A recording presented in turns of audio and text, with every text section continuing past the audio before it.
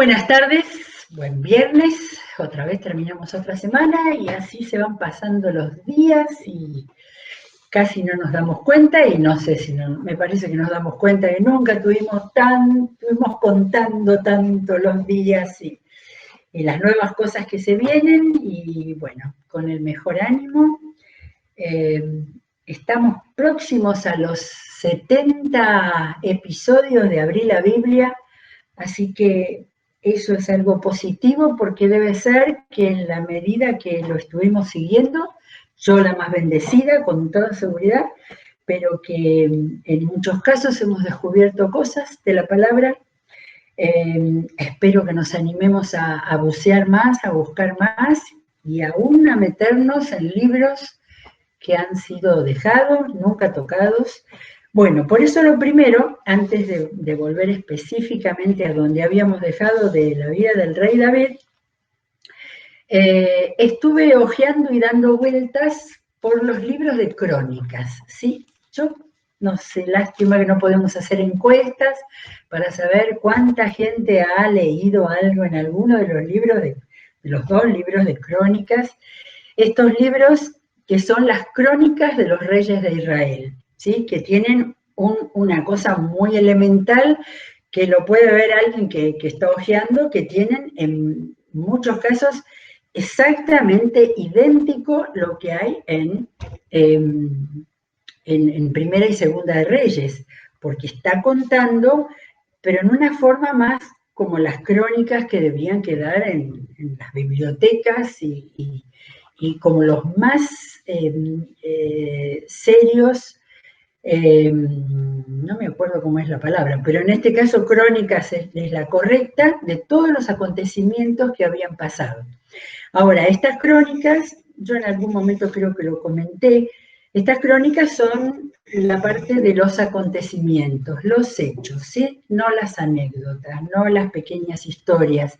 Y además tiene la característica de tener muchas listas y que fui a ver cómo era que comenzaba el primer capítulo, empieza con Adán, ¿sí? Todas las primeras páginas de Primera de Crónicas pretenden tener las genealogías, y creo que es así, las genealogías desde el comienzo, por las tribus, los pueblos, los hijos, y así fue como se me ocurrió, digo, a ver si están los hijos de David. Por supuesto que sí, por nombre, como tenía tantas esposas y concubinas, está hijo de tal, cada uno con su madre ahí. Y caso curioso, al final de todo, y también, no me acuerdo el verbo que usa, y también estuvo o tuvo a Tamar, una sola mujer que está solita ahí al final de toda la lista. Todos los varones, 19 hijos tuvo David. Todos los varones están con el nombre de su madre, ¿sí? Todo nombre, salvo alguna, bueno, Betsabé tuvo varios hijos, la mayoría son de una madre diferente.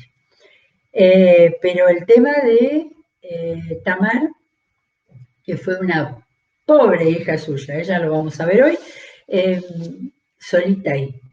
En estos días, cuando estábamos revisando otras partes, digo, ¿y dónde está la hija de Jacob? Jacob tuvo 13 hijos, 12 hijos que fueron los que estuvieron a cargo con su descendencia, fueron las 12 tribus de Israel, y Dina está ahí como un apéndice, ¿eh? Bueno, gracias a Dios que el mundo ha cambiado en ese sentido. El tema es que encontré en los libros de crónicas la genealogía de David y en la mitad de Primera de Crónicas, capítulo 16, un salmo de David, ¿sí? Así que me interesó leerlo, no lo vamos a leer ahora, pero está formado lo bueno de ese trabajo que han hecho los copistas y los escribas durante mucho tiempo hasta que las Biblias que tenemos hoy. En cada caso, de cada acontecimiento está la misma cita de el libro de Reyes o de Samuel que corresponda. Y en este caso, donde dice Salmo de David, este salmo que fue armado, utilizado, evidentemente era de su autoría, está formado por párrafos del Salmo 105, del Salmo 96 y del Salmo 106. Es decir, uno de esos salmos de alabanza, de engrandecimiento de Dios, y también un salmo conmemorativo, ¿no? Porque si Israel pudo haber tenido, haber existido el pueblo de Israel, fue porque Dios fue fiel y misericordioso y lo siguió y lo formó durante todo el tiempo. Y el culto de la memoria histórica de ellos, que fue especialmente en los salmos y por supuesto en el desarrollo, ya ven ustedes que tenemos 2 libros de Samuel, 2 libros de Reyes, 2 libros de Crónicas y después otros libros con sus autores o con sus momentos, para que se mantenga eso que se llama la memoria histórica, para que pueda saber qué es lo que pasó con el pueblo y sobre todo qué es lo que pasó y lo que fue haciendo Dios todo el tiempo con ellos, ¿no? Con esta gente. Y la importancia de este momento y la importancia de David que estamos siguiendo y mirando es que el pacto con Dios, de Dios con Abraham, que viene desde el Génesis, cumplió completamente en el reinado de David.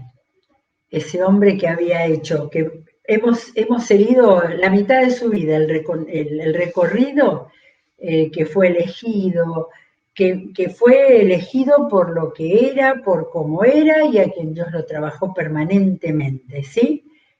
Para haber logrado ese hito, por eso fue el más importante de los reyes de Israel, su reinado tan largo, porque el momento culminante de cumplimiento de la promesa de Dios a Abraham se cumplió con el reinado de David. Bueno, así que Primera de Crónicas 16, para leerlo después con detenimiento, son palabras que reconocemos de las palabras de los salmos, pero que acá, es decir, a mí esto me hizo pensar la compaginación de los salmos. No están en orden cronológico. Hoy vamos a ver el Salmo 3, que aparece al comienzo del Salterio y es un hecho en la vida de David, que después hay otros salmos mucho más adelante de otros momentos de la vida del rey. De manera que los salmos no han sido armados en forma cronológica. Hay esa división de 5 partes de los salmos que los vimos en algún momento, pero que la cronología la tenemos que buscar estudiándola. De paso, aprovecho, misionnet.org, misión-net.org, hay de los 7 cursos que hay sobre la Biblia entera, hay uno que está dedicado especialmente a los libros poéticos y sapienciales, o sea, a los libros de poesía y de sabiduría. Y hay un excelente estudio de los salmos para seguir y para ver lo que acá hemos hecho un poquitito, nomás un vuelo de pájaro. Bueno, pareciera que estoy dando vueltas porque no quiero llegar al capítulo 11 de Segunda de Samuel. Porque siempre pasa algo en los seres humanos que pierden la línea. Del capítulo 11, y no sé por qué, pero todos estos problemas de los traspiés de los personajes de la Biblia, en algunos casos, como en este, han sido contados minuciosamente, ¿sí? Allí el rey David tuvo su primera gran debilidad por no haber ido a la batalla, porque el cronista lo cuenta, aquí ya no estaba Samuel, este libro se sigue llamando Segunda de Samuel, pero no lo escribió Samuel, en la terraza, descansando, y mientras su ejército estaba luchando en el frente, ¿sí? Evidentemente quien lo puso quiso marcar que el rey no estaba haciendo lo que tenía que hacer, ¿sí? Bueno, y allí, el capítulo 11 lo leerán ustedes con detenimiento. El rey se tentó porque una bella vecina estaba en otra terraza y bueno, y pasó lo que tenía que pasar. Los comentaristas dicen que con este episodio que comenzó así, ella se llamaba Betsabé, se la trajo a su casa, que con este episodio y lo que pasó después, porque lo después fue terrible, después de algunas otras cosas que pasaron, lean con atención si no se acuerdan el capítulo 11, David se preocupó al esposo de Betsabé mandarlo al frente y de hacerlo poner al frente en un lugar donde fueran a matarlo, ¿sí? Los comentaristas dicen que con todo esto que pasó, 5 de los 10 mandamientos fueron infringidos por David, empezando por adulterio, asesinato, mentiras, etc. De manera que finalmente murió Urías el hitita, era de los hititas, y David,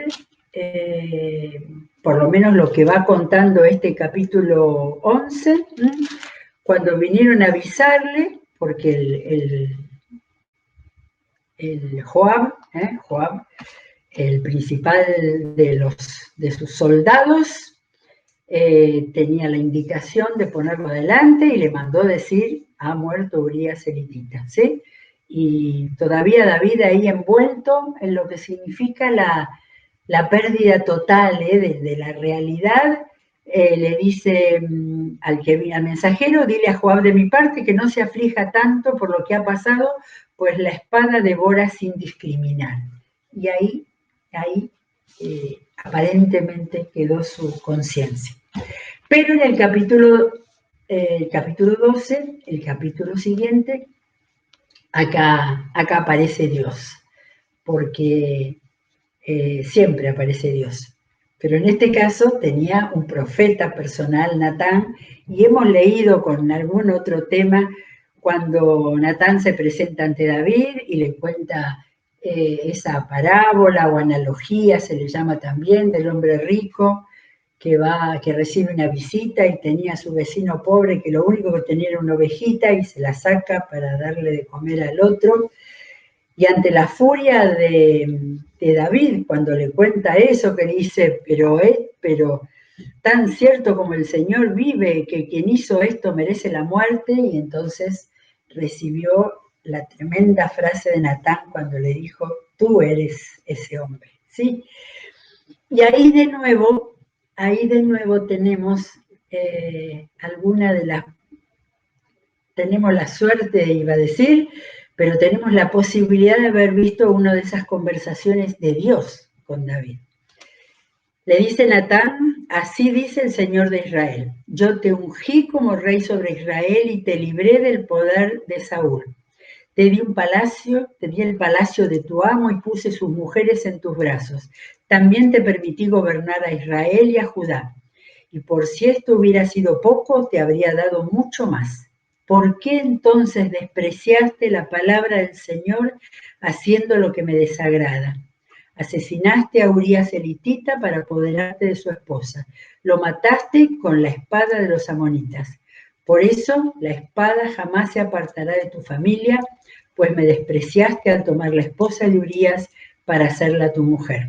Así dice el Señor, yo haré que el desastre que mereces surja de tu propia familia, y ante tus propios ojos tomaré a tus mujeres y se los daré a otros. Lo que tú hiciste a escondidas, yo lo haré a plena luz a la vida de todo Israel. Bien, acá es el punto del quiebre, ¿sí? La voz audible de Dios por medio de Natán, y ahí vuelve en sí David. Dice, he pecado contra el Señor. Reconoció David ante Natán. Natán le dijo, el Señor ha perdonado ya tu pecado y no morirás. Sin embargo, tu hijo morirá, pues con tus acciones has ofendido al Señor. ¿Sí? ¿Cuántos pasos para tomar en cuenta acá, ¿no? El pecado no es individual, es una ofensa para el Señor. Acá está el perdón, sí, acá está el perdón que aparece en la pregunta, ¿no? De por qué Dios amó tanto a David. Evidentemente lo perdonó porque él sabía que se iba a arrepentir, ¿sí? Y me vino a la claridad de decir, bueno, acá es el gran tema del arrepentimiento en la palabra de Dios, ¿sí? Que no siempre lo hemos visto en un caso tan fuerte, tan grave. Era el rey en el momento de más poder, era el rey respetado, amado por todos, que se habría caído el ídolo en ese momento, pero el tema fundamental era que él reconocía delante de Dios. Lo que sigue después, y después vamos a leer los salmos, lo que sigue después es un acto de David que tiene que ver con su relación con Dios y con lo que él confiaba y creía de Dios. Betsabé queda embarazada y el bebé que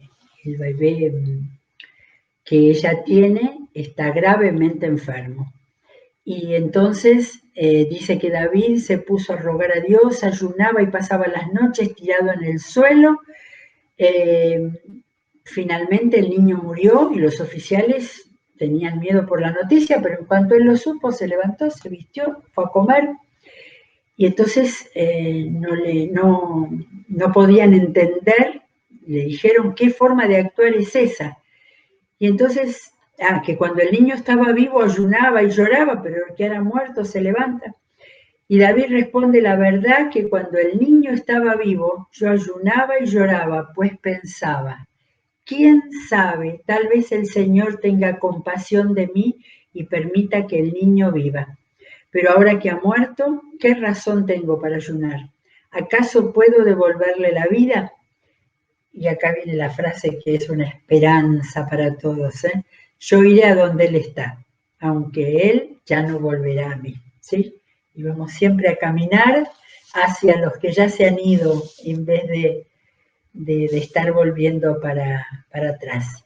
Pero ese acto, ¿no? Había pasado por esa sopapeada de Dios tan fuerte y con lo que le pasa, él nunca perdió su confianza en Dios, aún aceptando el castigo que significa la muerte de ese bebé. Nosotros tenemos los dos salmos, al menos los dos salmos que David escribió cuando le pasó esto y cuando tuvo que reconocer su situación más miserable. El Salmo 32 dice, dichoso aquel a quien se le perdonan sus transgresiones, a quien se le borran sus pecados. Dichoso aquel a quien el Señor no toma en cuenta su maldad y en cuyo espíritu no hay engaño. Y acaba el testimonio personal. Mientras callé, envejecieron, mis huesos se fueron consumiendo, estaba diciendo la Reina Valera. Mis huesos se fueron consumiendo por mi gemir de todo el día. Mi fuerza se fue debilitando como el calor de la noche, porque día y noche tu mano pesaba sobre mí. Pero te confesé mi pecado y no te oculté mi maldad. Me dije, voy a confesar mis transgresiones al Señor. Y tú perdonaste mi maldad y mi pecado. Por eso los fieles te invocan en tiempos de angustia, pero tú eres mi refugio, tú me protegerás del peligro, tú me rodearás con cánticos de liberación. Esta confesión y la del Salmo 51 valen por más que muchos relatos que se nos pudieran contar de lo que pasó en el interior de David. Pero aquí está el arrepentimiento, la fe en Dios, el saber que Dios perdona, pero que primero tiene que venir el arrepentimiento. En el Salmo 51 directamente dice, Salmo de David cuando el profeta Natán fue a verlo por haber cometido David adulterio con Betsabé. Ten compasión de mí, oh Dios, conforme a tu gran amor. Conforme a tu inmensa bondad, borra mis transgresiones. lávame de toda mi maldad y límpiame de mi pecado. Yo reconozco mis transgresiones, siempre tengo presente mi pecado. Contra ti he pecado, solo contra ti, y he hecho lo que es malo ante tus ojos. Por eso tu sentencia es justa y tu juicio irreprochable. Yo sé que soy malo de nacimiento, pecador me concibió mi madre. Yo sé que tú amas la verdad en lo íntimo, en lo secreto me has enseñado sabiduría. Y sigue, hay que leer el Salmo, a cada rato hay que leer el Salmo 51 completo. Acá vemos en el arrepentimiento, el verdadero arrepentimiento, la humildad. Acá era el rey el que estaba diciendo que fui concebido en pecado y que no había nada de orgullo que pueda haber tenido en su vida, sino que este fue un momento finalmente sanador. Pero claro, las consecuencias de lo que se hace siguen y muchas veces continúan en la vida, y en este caso Dios le dijo lo que iba a pasar con su casa. No se acabaron las desgracias, En capítulo 11 y 12 tenemos esto, y después es como que se destapó la vida personal de David. Leí lo que debió haber sido la familia de David, la vida en el palacio, cantidad de esposas, concubinas, así que ahí habría recelos, resentimientos, envidias, peleas, los hijos de cada uno, de cada otro, ¿sí? Así que en este momento que era el momento quizás más glorioso, habían tenido guerras todas triunfantes, le estalla a David el problema por parte de sus hijos. ¿Y qué problema? Amón o Amnón, lo tengo acá en esta traducción. Amón, con todo un relato también pormenorizado con todos los detalles, viola a su hermana, la única mujer de los 19 hermanos. Viola a su hermana Tamar, todo el relato en el capítulo 13, y el tercer hijo eran Amnón, Daniel y Absalón. Era el más bello de todos los hermanos, va y hace arma una comida, un banquete con todos los hermanos y mata al violador, ¿sí? De manera que ahí le estalla la familia dentro de David, y ahí es donde tenemos muy pocas cosas de su papá, de su papel de papá, de su papel de papá, de consejero. Acá no tenemos relato, pero hay unas cuantas cosas como para leer. Cuando le vienen a traer la noticia a David, le dicen que Absalón mató a todos los hijos, y ahí ya empezó, dice en el 13:31, rasgándose las vestiduras, se arrojó al suelo. Después vinieron y dijeron, no era todo, fue una mala información, mató solamente a Amón. Y Absalón huyó. Entonces David dice que por su parte lloraba todos los días por su hijo Amnón, y cuando se consoló por su muerte comenzó a sentir grandes deseos de ver a Absalón.